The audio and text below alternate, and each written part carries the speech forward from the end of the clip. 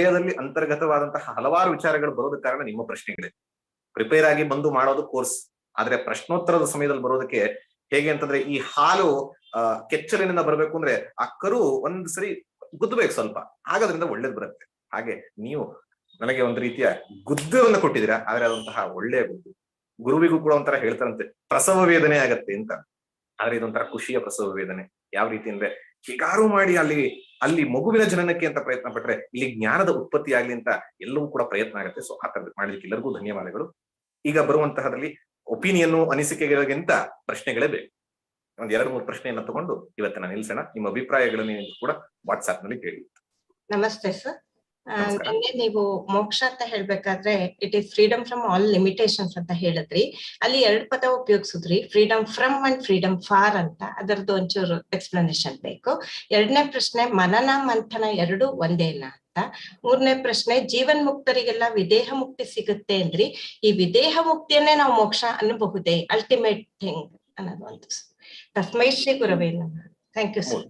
So ಮೊದಲನೇದು freedom from the senses, freedom for the senses ಅಂತ ನೆನ್ನೆ ಉಪಯೋಗಿಸಿದೆ. ಅದು freedom from the person, freedom for the person ಅಂತ ಉಪಯೋಗಿಸಬಹುದು. ಫ್ರೀಡಮ್ ಫಾರ್ ಅಂತ ಅಂದಾಗ ಏನಾಗುತ್ತೆ ಅಂದ್ರೆ ಲೈಸೆನ್ಶಿಯಸ್ನೆಸ್, ಸ್ವೇಚ್ಛಾಚಾರ ಆಗುತ್ತೆ. ಅದನ್ನ ಮುಕ್ತಿ ಅಂತ ಹೇಳಿಲ್ಲ. ಫ್ರೀಡಮ್ ಅಂದಾಗ ಮುಕ್ತಿ, ಫ್ರೀಡಮ್ ನಿನಗೆ ಫ್ರೀಡಮ್ ಕೊಟ್ಟಿದ್ದಾಗ ಇವತ್ತಿನ ಯಾವುದೇ ಒಬ್ಬ ಯೂತ್ ನ ಅಥವಾ ಯಾರೇ ಒಬ್ಬ ಕೇಳಿದಾಗ ಅಂದ್ರೆ ನನ್ನ ಜೀವನ ಹೆಂಗ್ ಮಾಡ್ಬೇಕು ಹಂಗ್ ಬಿಡಿ, ಅದು ಫ್ರೀಡಮ್ ಅಂತ. ಅದರಿಂದ ಅವರು ಕೆಳಗೆ ಹೋಗ್ತಾರೆ ಹೊರತು ಮೇಲಕ್ಕೆ ಬರಲ್ಲ. They are again becoming a slave. So ಹಾಗಾಗಿ ಫ್ರೀಡಮ್ ಫಾರ್ ದ ಸೆನ್ಸಸ್ ಅಲ್ಲ, ಫ್ರೀಡಮ್ ಫಾರ್ ದ ಮೈಂಡ್ ಅಲ್ಲ, ಫ್ರೀಡಮ್ ಫಾರ್ ದ ಪರ್ಸನ್ ಅಲ್ಲ. ಮುಕ್ತಿಯಿಂದಾಗ ಏನು, freedom from the senses, freedom from the mind, freedom from the person. ಈ ಒಂದು limitation ಇರದೆ ದೇಹ, ಇಂದ್ರಿಯ, ಮನಸ್ಸು, ಬುದ್ಧಿ, ಅದರಿಂದ ಮುಕ್ತಿ ಆಗೋದನ್ನ ನಿಜವಾದ ಮುಕ್ತಿ ಅಂತ ಬಂದಿರೋದು. ಇನ್ನು 2ನೇದು, ಜೀವನ್ ಮುಕ್ತಿಯಾದಂಥವರೆಲ್ಲರೂ ಕೂಡ ವಿದೇಹ ಮುಕ್ತಿ ಪಡೆತಾರೆ. ಯಾಕಂದ್ರೆ ಈಗೇನು ಬಂತು ಜೀವನ್ ಮುಕ್ತಿಯ ಸಮಯದಲ್ಲೇ ಅವ್ರು ಮುಕ್ತ ಆಗೋಗಿರ್ತಾರೆ. ಜ್ಞಾನಾತ್ಪತ್ತಿ ಆದ ತಕ್ಷಣವೇ ಅವ್ರು ಮುಕ್ತ ಆಗಿರ್ತಾರೆ. ಅವ್ರ ದೇಹ ಬಿಟ್ಟಾಗ ನಾವು ಹೇಳ್ತೀವಿ ಅವ್ರು ವಿದೇಹ ಮುಕ್ತರಾದ್ರು ಅಂತ. ಅವ್ರಿಗೆ ದೇಹ ಇದ್ದಾಗ್ಲೂ ಅವ್ರಿಗೆ ಅಭಿಮಾನವೇ ಇರಲಿಲ್ಲ. ಸೊ ಹಾಗಾಗಿ ಯಾವುದೇ ಡಿಫರೆನ್ಸ್ ಇಲ್ಲ. ಅದನ್ನೇ ಮುಕ್ತಿ ಅಂತ ಅನ್ನುವಾಗ ನಾವು ಅದೇ ಹೇಳ್ತೀವಿ 2, ಜೀವನ್ ಮುಕ್ತಿ ಒಂದು, ವಿದೇಹ ಮುಕ್ತಿ ಒಂದು. ಜೀವನ್ ಮುಕ್ತಿಯಲ್ಲಿ ನಾವು ಅವರ ಇಂಟೆಲೆಕ್ಚುಯಲ್ ಮೆಂಟಲ್ ಇಶ್ಯೂಸ್ ಗಳೆಲ್ಲವೂ ಹೋಗಿರುತ್ತೆ. ಆದ್ರೆ ಫೈನಲಿ ಕರ್ಮ ಬಂಧದಿಂದ ಹೋಗ್ಬೇಕು, ಪ್ರಾರಬ್ಧ ಕರ್ಮದಿಂದ ಆದಾಗ ವಿದೇಹ ಮುಕ್ತಿ ಇಲ್ಲ. ಆ 2 ಸೇರಿಸ್ಕೋಬಹುದು ಅಂತ ಅನ್ಸುತ್ತೆ. ಧನ್ಯವಾದ. ಪ್ರಮೋದ್ ಸರ್, ಗೋಪಾಲಕೃಷ್ಣ ಅವರು ಯೂಟ್ಯೂಬ್ ಅಲ್ಲಿ ಕೇಳ್ತಾ ಇದ್ದಾರೆ. ಸೊ ನೀವು ಕರ್ಮ ಫಿಲಾಸಫಿ ಬಗ್ಗೆ ಹೇಳಿದ್ರಿ. ಸೊ ಯಾವ ವ್ಯಕ್ತಿಯ ಒಂದು ಹುಟ್ಟು ಮತ್ತು ಸಾವು ಮುಂಚೆನೆ ಡಿಸೈಡ್ ಆಗಿದೆ ಅಂತ ಹೇಳೋದಾದ್ರೆ, ಯಾರು ಒಬ್ಬರನ್ನ ಇನ್ನೊಬ್ರು ಮರ್ಡರ್ ಮಾಡಿದ್ರೆ, ಸಾಯಿಸಿದ್ರೆ, ಸೊ ಈ ಮರ್ಡರ್ ಮಾಡಿದವರು ಬರೀ ಇನ್ಸ್ಟ್ರೂಮೆಂಟಲ್ ಆಗ್ತಾರೆ, ಅವ್ರಿಗೆ ಹೇಗೆ ಕರ್ಮ ಬರುತ್ತೆ? ಹಾಗೆ ಯಾರೊಬ್ರು ಆತ್ಮಹತ್ಯೆ ಮಾಡ್ಕೊಂಡ್ರೆ ಸೊ ಅದವ್ರು ಪ್ರೀ ಡೆಸ್ಟಿಮೇಟ್ ಆಗಿರುತ್ತಾ ಅಂತ ಕೇಳ್ತಾ ಇದ್ದಾರೆ. Good question. ಆದ್ರೆ ತಪ್ಪು ನಾನು ಹೇಳಿದ್ರೆ ಕ್ಷಮಿಸಿ, ಬಟ್ ನನಗ್ ತಿಳಿದ ಮಟ್ಟಿಗೆ ನಾನು ಅದನ್ನ ಹೇಳಲಿಲ್ಲ ಅಂತ ಅನ್ಸುತ್ತೆ. ಹುಟ್ಟು ಮಾತ್ರ ಡಿಸೈಡ್ ಆಗೋದು ಪ್ರಾರಬ್ಧದಿಂದ ಅಂತ ಹೇಳಿದೆ, ಸಾವನ್ನ ಹೇಳಲಿಲ್ಲ. ಸಾವನ್ನ ಪ್ರಾರಬ್ಧದಿಂದ ಅಂತ ಹೇಳಿಲ್ಲ, ಹುಟ್ಟು ಮಾತ್ರ ಪ್ರಾರಬ್ಧ. ಎಲ್ಲಿ ಹುಟ್ಟತೀನಿ, ಯಾವ ದೇಹವನ್ನ ಪಡಿತೀನಿ, ಯಾವ ತಂದೆ ತಾಯಿಯನ್ನ ಪಡಿತೀನಿ, ಆ ಇನಿಷಿಯಲ್ ಡೇಸ್ ಆಫ್ ಎಕ್ಸ್ಪೀರಿಯನ್ಸ್ ಗಳನ್ನ ನಾನು ಹೇಗೆ ಪಡಿತೀನಿ, ಅದೆಲ್ಲವೂ ಪ್ರಾರಬ್ಧ. ಅದನ್ನ ನಾನು ಹೇಳಿದೀನಿ. ಅಪ್ಪಿ ತಪ್ಪಿ ಬಾಯಿ ತಪ್ಪೇನಾದ್ರು ಸಾವು ಬಂದಿದ್ರೆ ಕ್ಷಮಿಸಿ, ಅದನ್ನ ಹೇಳಕ್ ಹೊರಟಿಲ್ಲ, ಅದಲ್ಲ.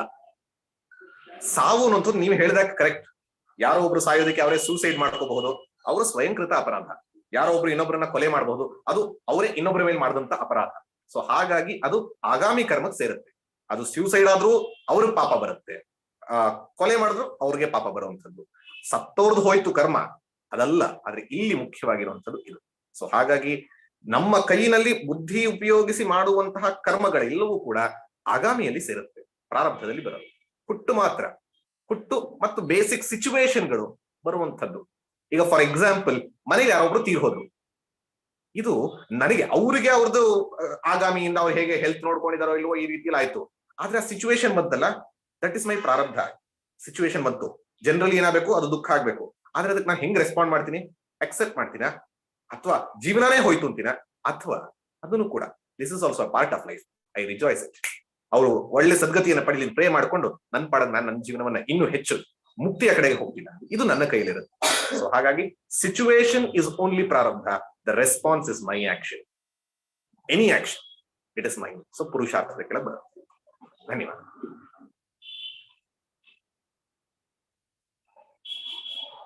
ಮುಂದಿನ ಪ್ರಶ್ನೆ ಯಾವ್ದು, 1 ಅಥವಾ 2 ತಗೊಂಡು.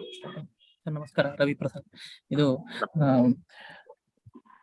ಕೆಲವೊಂದ್ ಸಮಯ ನಮ್ಗೆ ತಿಳಿದಿರುತ್ತೆ, ಜ್ಞಾನ ಬಂದಿರುತ್ತೆ ಏನೋ ಒಂದು ವಿಷಯವಾಗಿ.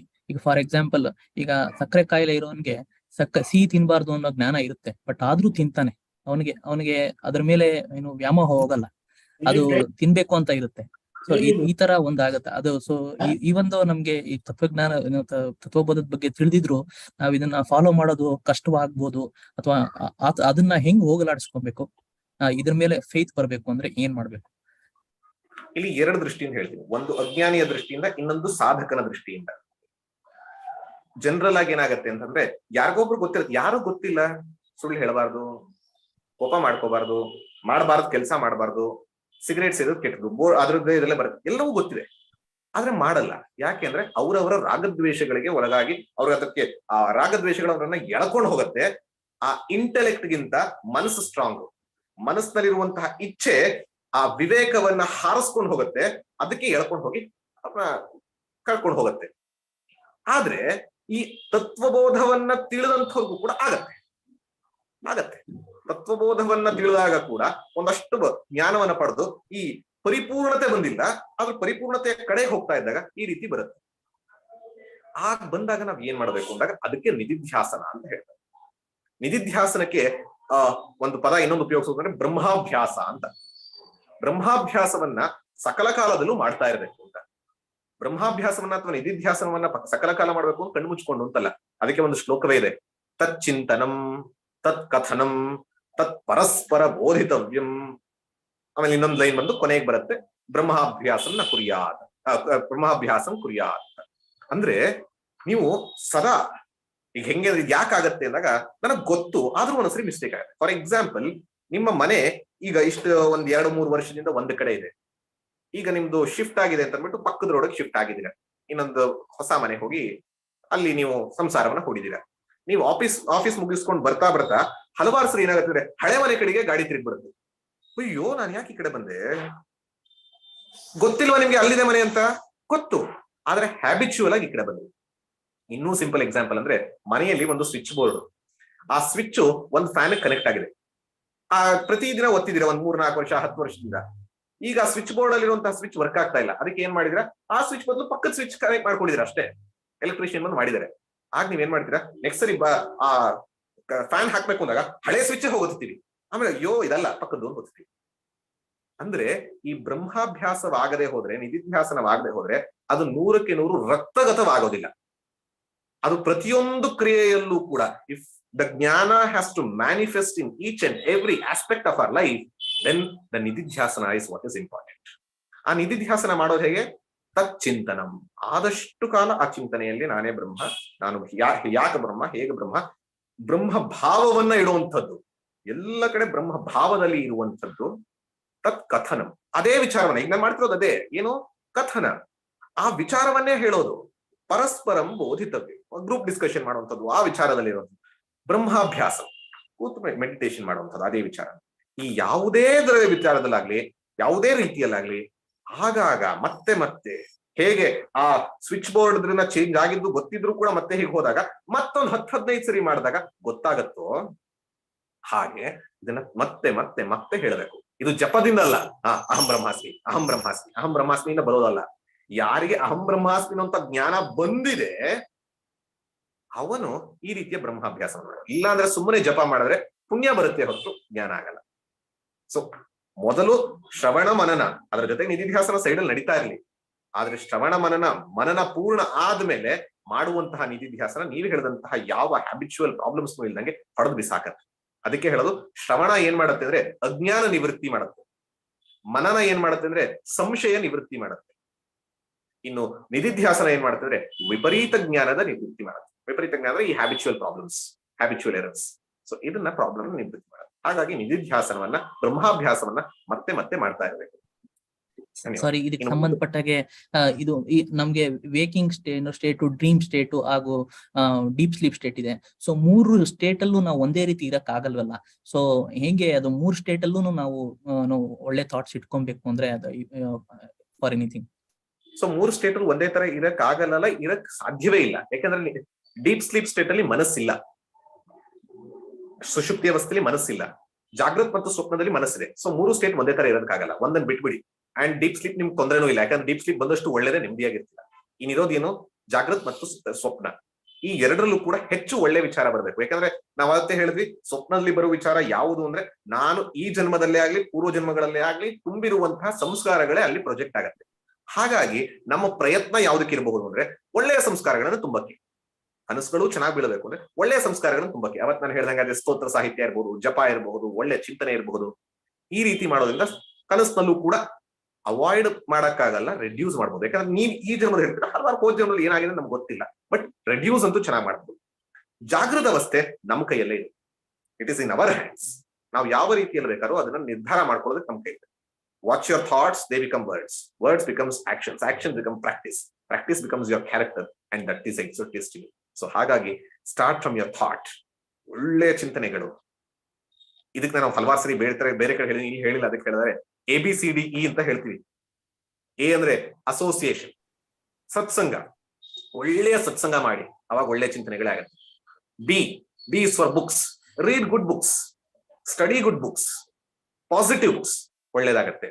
ಸಿ ಇಸ್ ಫಾರ್ ಚಾಂಟಿಂಗ್, ನಾಮಜಪ, ಸ್ತೋತ್ರ, ಈ ರೀತಿಯ ಚಾಂಟಿಂಗ್ ಗಳನ್ನ ಆದಷ್ಟು ಡಿವೋಷನಲ್ ಥಿಂಗ್ಸ್ ನ ಇಟ್ಕೊಳ್ಳಿ. D diet. ಡಯಟ್ ಅಂದಾಗ ಆಹಾರ ಅಷ್ಟೇ ಅಲ್ಲ, ಕಣ್ಣು, ಕಿವಿ, ಮೂಗಿಗೆ ತುಂಬುವಂತಹ ಆಹಾರ, ನೋಡೋದು, ಕೇಳೋದು ಎಲ್ಲವೂ ಕೂಡ ಸರಿ ಮಾಡುವಂಥದ್ದು. ಈ ಎಂಗೇಜ್ ಇನ್ ಸರ್ವಿಸ್, ಸೇವಾ, ವಾಲಂಟಿಯರಿಂಗ್. ಈ ABCDE ಮಾಡೋದ್ರಿಂದ ಹೆಚ್ಚು ಪಾಸಿಟಿವ್ ಆಗಿರೋದು ನಾವು ನೋಡ್ಬೋದು, ಹೆಚ್ಚು ಅದನ್ನು ರಿಫ್ಲೆಕ್ಟ್ ಮಾಡಕ್ ನೋಡ್ಬೋದು. ಅಸೋಸಿಯೇಷನ್, ಸತ್ಸಂಗ. ಬಿ ಬುಕ್ಸ್, ಸ್ವಾಧ್ಯಾಯ. ಸಿ ಚಾಂಟಿಂಗ್, ಜಪ. ಡಿ ಡಯಟ್, ಮನಸ್ಸು ಮತ್ತು ಇಂದ್ರಿಯಗಳ ನಿಗ್ರಹ. ಈ ಎಂಗೇಜಿಂಗ್ ಸೇವಾ. ಸೊ ಈ 5 ಮಾಡೋದ್ರಿಂದ ಹೆಚ್ಚು ಜೀವನ ಸಮೃದ್ಧವಾಗಿರುತ್ತೆ. ಅದು ನಮಗಷ್ಟೇ ಅಲ್ಲ, ಸುತ್ತಮುತ್ತಲ ಜನರಿಗೂ ಕೂಡ ಅಂತ ಅನ್ಸುತ್ತೆ. ಸೊ ಹಾಗಾಗಿ ಅಂತ ಒಂದು ಅಭ್ಯಾಸವನ್ನ ಹೆಚ್ಚು ಮಾಡುವಂತ ಪ್ರಯತ್ನ. ಧನ್ಯವಾದ.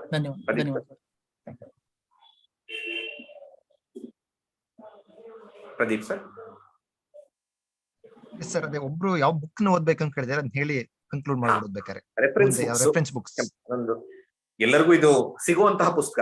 ಇದಕ್ಕೆ ಯಾವುದು ತುಂಬಾ ಹುಡುಕ್ಬೇಕಾಗಿಲ್ಲ. ಒಂದ್ ಹೇಳ್ತೀನಿ, ನೀವು ಯಾವ ಪುಸ್ತಕ ಓದಿದ್ರು, ಇದು ಯಾವ ಅಹಂಕಾರದಿಂದ ಹೇಳ್ತಾ ಇರೋದಲ್ಲ, ಸತ್ಯ. ಯಾವ ಪುಸ್ತಕ ಓದಿದ್ರು ನೀವು ಶ್ರವಣ ಮಾಡಿದಷ್ಟು ನಿಮ್ಗೆ ಆಗೋದಿಲ್ಲ. ಮೊಟ್ಟ ಮೊದಲನೇದು ಅಂದ್ರೆ ಕೇಳಿಸ್ಕೊಳ್ಳಿ. ಈ ನಡೆದಿರೋ ಕೋರ್ಸ್ ನಂದ್ರದನ್ನೇ ಕೇಳಿಸ್ಕೋಬಹುದು, ಅಥವಾ ಇನ್ ಹಲವಾರು ಜನ ಮಾತಾಡಿರೋದಿದೆ ತತ್ವಬೋಧದ ಬಗ್ಗೆ. ಅದೇ ಆಗ್ಲಿ, ಕೇಳಿಸ್ಕೊಳ್ಳುವಾಗ ಬರುವಷ್ಟು ಜ್ಞಾನ ಪುಸ್ತಕದಲ್ಲಿ ಬರಲ್ಲ. ಆದ್ರೆ ಕೇಳಿಸ್ಕೊಂಡಿದ್ದಕ್ಕೆ ಸಪೋರ್ಟಿವ್ ಆಗಿ ಪುಸ್ತಕಗಳನ್ನ ಓದಬೇಕು, ಗ್ರಂಥಗಳನ್ನ ಓದಬೇಕು. ತತ್ವಬೋಧ ಅಂತಾನೆ ಹಲವಾರು ಪುಸ್ತಕಗಳು ಬಂದಿದೆ. ಚಿನ್ಮಯ ಮಿಷನ್ ಅಲ್ಲಿ 2 ಪುಸ್ತಕಗಳಿದೆ. ಒಂದು ಸ್ವರೂಪ ಚೈತನ್ಯ ಅಂತ ಅವ್ರದ್ದು ಒಂದು ಸಣ್ಣ ಪುಸ್ತಕ, ಇಲ್ಲೇ ಎಲ್ಲೋ ಇದೆ. ಇನ್ನೊಂದು ತೇಜೋಮಯಾನಂದರು ಅಂತ ಅವ್ರದ್ದು ಕೂಡ ಪುಸ್ತಕ ಇದೆ. ಸೊ ಅಲ್ಲಿ 2ರಲ್ಲಿ ನೋಡಬಹುದು. ರಾಮಕೃಷ್ಣಾಶ್ರಮದಲ್ಲಿ ಪುಸ್ತಕದ ಹೆಸರು ನಾಲೆಜ್ ಅಬೌಟ್ ಇನ್ಸೈಟ್ಸ್ ಇಂಟು ವೇದಾಂತ, ತತ್ವಬೋಧ ಅಂತ ಒಂದು ಇಂಗ್ಲಿಷ್ ನಲ್ಲಿ ಪುಸ್ತಕ ಇದೆ. ಅದನ್ನ ತಗೊಂಡು ಓದಬಹುದು. ಇನ್ನು ಆರ್ಷವಿದ್ಯಾ ಪರಂಪರೆ ಸ್ವಲ್ಪ ಹೈ ಲೆವೆಲ್ ಇದೆ, ಸ್ಟ್ಯಾಂಡರ್ಡ್ ಆಗಿ ಸ್ವಲ್ಪ ಬೇಕು ಅಂತಂದ್ರೆ ಅದನ್ನ ತಗೋಬೇಕು. ಸ್ವಾಮಿ ದಯಾನಂದ ಸರಸ್ವತಿ ಹೇಳೋದಲ್ಲ, ನಮಗ್ ಗುರುಪ್ರಾಯ ಮಹಾಗುರುಗಳು ಅಂತ ಹೇಳೋ ರೀತಿಯಲ್ಲಿ. ಆದ್ರೆ ಇಷ್ಟು ಸುಲಭವಲ್ಲ, ಸ್ವಲ್ಪ ತಿಳ್ಕೊಂಡಾಗ ಓದೋದಕ್ಕೆ ಅದು ಅರ್ಥ ಆಗತ್ತೆ. ಬಟ್ ಅತ್ಯದ್ಭುತವಾದಂತಹ ಗ್ರಂಥ.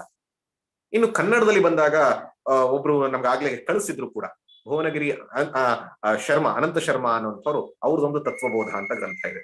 ಸೊ ಹಾಗಾಗಿ ಯಾವ ಗ್ರಂಥವೇ ಆಗ್ಲಿ, ನಿಮಗೆ ಏನ್ ಮುಖ್ಯ ಬೇಕಾಗೋದು ಅಂತಂದ್ರೆ ಆ ಪ್ರತಿ ಪದಾರ್ಥ ಮತ್ತು ಅದರ ಒಂದು ಮೀನಿಂಗ್ ಗೊತ್ತಾಗಬೇಕು. ಅದರ ಜೊತೆಗೆ ಕೇಳಿಸ್ಕೊಂಡಂತಹ ವಿಚಾರಗಳು ಹೆಚ್ಚು ಬರಬೇಕು.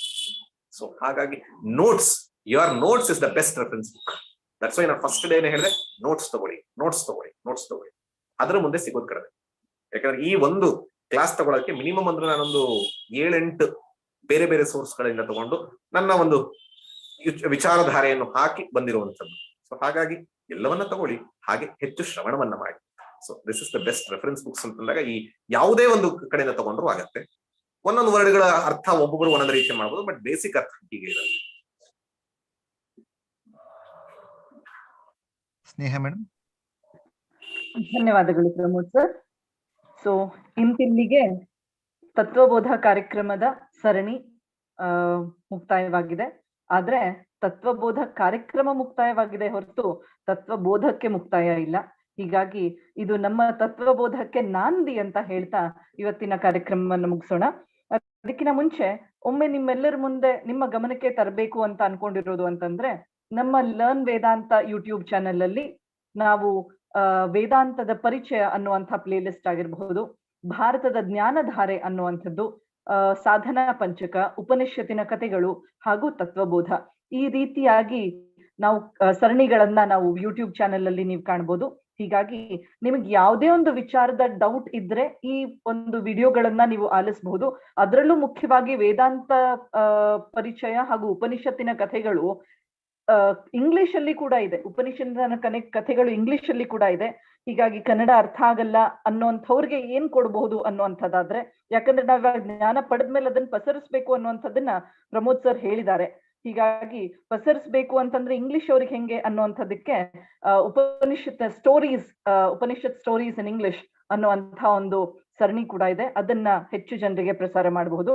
ಹಾಗೆ ನಾವು ಹೆಚ್ಚೆಚ್ಚು ಈ ವಿಚಾರವಾಗಿ ವಿಚಾರ ಮಂಥನವನ್ನ ಮಾಡೋಣ, ಹೆಚ್ಚೆಚ್ಚು ಓದೋಣ ಹಾಗೂ ನಮ್ಮ ಜೀವನವನ್ನ ಈ ಒಂದು ಮಾರ್ಗದಲ್ಲಿ ಸವಿಸೋಣ ಅಂತ ಹೇಳ್ತಾ ಮುಂದಿನ ಕೋರ್ಸಿನವರೆಗೂ ತಮ್ಮೆಲ್ಲರಿಗೂ ಧನ್ಯವಾದಗಳನ್ನ, ವಿದಾಯವನ್ನ ಹೇಳ್ತೀನಿ. ಧನ್ಯವಾದ.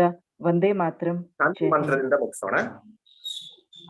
ಓಂ ಪೂರ್ಣಮದಃ ಪೂರ್ಣಮಿದಂ ಪೂರ್ಣಾತ್ ಪೂರ್ಣಮುದಚ್ಯತೆ ಪೂರ್ಣಸ್ಯ ಪೂರ್ಣಮಾದಾಯ ಪೂರ್ಣಮೇವಾವಶಿಷ್ಯತೆ. ಓಂ ಶಾಂತಿ ಶಾಂತಿ ಶಾಂತಿ.